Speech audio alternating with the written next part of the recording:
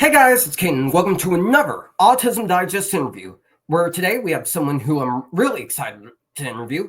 He is the first autistic individual to compete on The Voice. He competed on season 17 on John Legend's team and made it all the way to the semifinals. He's a folk singer-songwriter and a talented banjo player.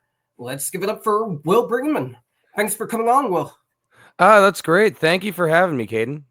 All right, my first question for you is, for those of you who don't know the story of Will Breman, what's your story? Yeah. So, it, I've been doing music my entire life. My mom taught me how to sing when I was very little. And it had always been really a hobby for a long time, and I didn't really pursue it full time until after I got out of college. I had grown up doing it, but I thought I was going to go to law school. That was the way to impress the parents, right? But I learned very quickly that wasn't for me. So when I left law school, I noticed I was making a lot of good money performing and doing corporate music and doing stuff in around my hometown in Santa Barbara. And one of those gigs, and it'll get to the point. One of those gigs was actually as a section leader for a choir in town, the Santa Barbara Choral Society. So that's just singing classical music and choral music in some of the really nice theaters here. But one day they sent me an email that fell into spam, so I had to look for it, right? And as I was looking, I noticed another email saying, "Hey, The Voice is holding these open mics in LA. Do you want to be a part?" And I'm like, how many thousand people uh, saw this and are filling it out? So I gave them the bare minimum and I forgot about it, right? And this is back in 2018. So 6 months later, I get a phone call saying, "Hey, we're representatives of The Voice." And I'm like, "No, you're not. No, you're not." Because who would have thought that was at all real? I completely forgot about the open mic, but it ultimately led to me doing the show. So in 2019, I was on The Voice, season 17. I was very happy to work with John Legend for a lot of that, and I worked with a lot of other cool people like Usher, Kelly Clarkson, Taylor Swift, Blake Shelton, and many others. And it really is the reason why I can do this full time now. But since then, I've also opened for Willie Nelson. I've opened for Neil Young. I've opened for Joe Walsh and Stephen Stills. I've put out a lot more projects, more in the folk game, because that's what I did for a bit. And yeah, that's kind of my story. Just doing my thing out here in the Central Coast is Will Oh, Bremen, and yep. oh, one. 1 second. I know this is a live stream. Any banjo players in the comments? Leave like a little banjo emoji in the comments. I don't know. We're just trying to kill time. Sorry about that. My dad was calling me. But that's amazing that you've been able to open for so many legends, many of which are some of my favorites. For it's like I love Neil, I love Willie and Joe and all of them. Oh yeah, no, it was a great experience.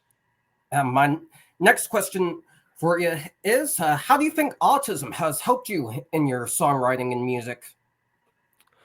Um, that's a great question. I think for me, it's just become such a limited interest, you know, with how it affects me and how I feel that it affects me. Um, it's very easy to focus on the process because I don't really have a lot of other things to focus on. And so when I have that kind of state of flow, and that's what I think really causes that, with the combination of that being a limited interest. I'm able to focus on stuff and really able to hone my arranging skills and my songwriting skills.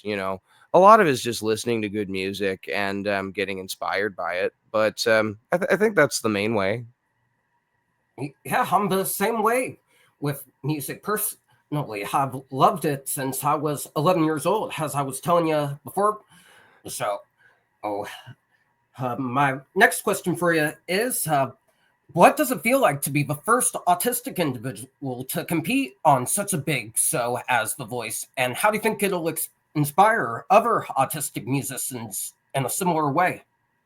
Oh man. I'll answer the second question first, in the sense that I think the biggest thing that the autistic community needs, and this is just my opinion. I don't know if I want to speak for the autistic community at large, right? But I think the biggest thing that we need, especially in this day and age, is just representation and being out there, visibility. So I think it was similar. Like I got on that show the same time, around the same time Cody Lee was popping off on America's Got Talent. A little before Aiden Boyer went on American Idol, one of my dear friends. And it was a good run of people all over the spectrum just being there for people to see. And I hope just doing that, like when I got on the show, one of the things that I told myself is I just want to be the cool dude, the superhero that I saw on TV when I was a kid, you know? And I hope that that experience brought that for somebody. I've gotten the chance over the years to meet a lot of families who have seen me on the show and who have kids or family members on the spectrum. And they all every time, just hearing people say how inspired they felt, that's heartwarming. It's humbling.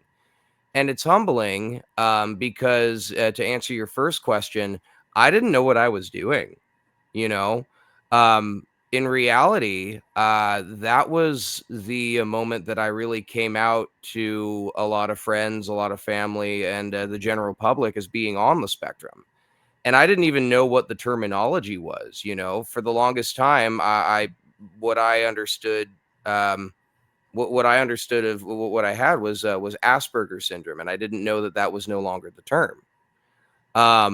But yeah, if anything, if there is one regret, I wish I had more help during that because um, when up to that point, I had no real knowledge of the community. I had not great knowledge of where on the spectrum that I was at, and so I was learning, frankly, in real time. I was learning in real time. I was dealing with some interesting takes, on my performances. I think with anybody else, they could get commented on their technique, on their performance ability. For me, there was, I think, an extra roadblock because on one end of things, people are like, wow, it's amazing that he could do that with that disability. And it just felt like such a lack of understanding of what it is because, it's similar to what we deal with. Especially within the last few weeks, like I think a lot of people who are neurotypical limit it really to uh, people who do not function as well, who really can't use the bathroom, who really can't pay taxes, which is there's a lot of reasons, and I won't focus on that too much, just for the sake of it and focusing on the music. But it was kind of interesting to be typecast as that because that's just not something that I am. I'm a functioning musician. I work full time. I have a master's degree.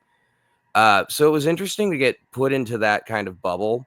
It was interesting to see how my character on the show was doctored to make it kind of seem that way. It felt like I was getting a lot of the stuff that went to air was a lot of awkward jokes or me kind of staring off into space.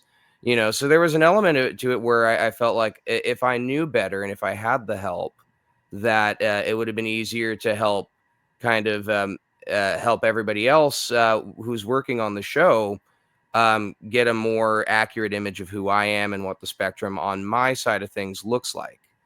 But that also being said, you know, despite not having help, despite not really knowing what to do and having to learn the vocabulary, having to do all that in real time, oh man, it's completely changed my life. You know, it's cool to get to meet a lot of other very inspiring autistic individuals. It's been cool to, at least for the moment that I had it, kind of carry the flag. And it's cool to see like all the networking and collaborating opportunities it's led to, you know? Yeah, I like the way you put that. Learning in real time. I'm the same way. I was diagnosed since 2 years old, and for the longest time, in fact, and not until I turned 18 years old that I learned the proper terminology and have the understanding of autism that I do now. And I think that has helped me in my advocacy in what I do academically and doing stuff like this. So learning in real time is a really nice way to put it, Will. My last question for you is what's your advice to anyone, neurodivergent or not, that wants to get into the music industry? Well, I mean, it's an ever evolving, ever changing community, and there are so many resources online and on social media that can tell you all the logistics of how to, I don't know, get your song synced on a video game, or how to find the right booking agent. I don't really have those answers. But the best advice that I could give, just kind of on the outset, is really just to trust yourself, Art, I think, in this day and age, continues to get more and more commodified. We see this with the rise of AI. We see this with how TikTok and social media algorithms have changed to be less about social media and more about interest media, Like, I don't know if you listen to much Taylor Swift, but I haven't heard the record. I don't know a lot of friends of mine who've heard the new record. I'm sure it's very good, but she has a cult following, and it's largely, what's the word? And it's largely in its own little bubble, you know? And that's kind of where it is going. So the thing with that, is because it's constantly changing, because it's constantly doing these shifts, you as a musician don't have to take yourself so seriously and put yourself on a pedestal that you don't really need to be on, don't overthink it. Just put out art. That's a really great advice. That's going to do it for this interview. Guys, thank you so much to Will for an extremely powerful interview. If you guys want to see more inspiring interviews, be sure to like, comment, and subscribe to Autism Digest. Thank you guys so much for watching, and we'll see you in the next one. Awesome. Thank you, guys.